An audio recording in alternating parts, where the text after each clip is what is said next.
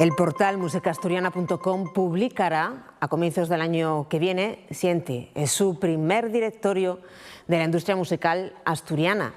Es un catálogo que aglutinará a los profesionales del sector, desde bandas a técnicos de sonido, pasando por salas de conciertos o estudios de grabación. Es una guía práctica. Intentarán promover sinergias o utilizar también las existentes.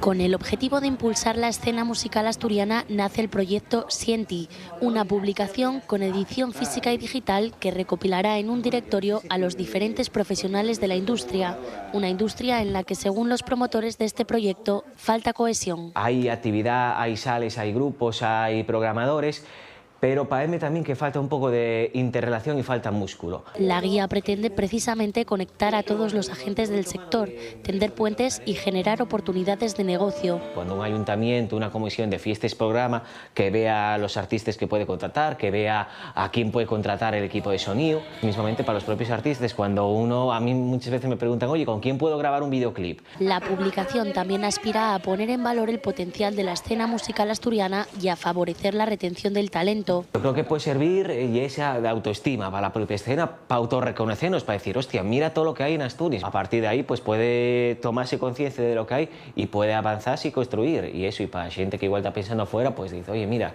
aquí hay estas escuelas de formación donde puedo formarme, hay estos estudios de grabación potente. O sea, sí. También tiene esa intención de intentar que lo que hay en Asturias quede dentro de Asturias también. La música es una de las grandes industrias culturales que genera mucho valor y creo también que las políticas culturales no acompañen a todo lo que deberían de acompañar. La idea es que la guía se publique en el primer semestre del próximo año. Los interesados en formar parte del directorio pueden inscribirse hasta el 11 de diciembre en la web musicasturiana.com.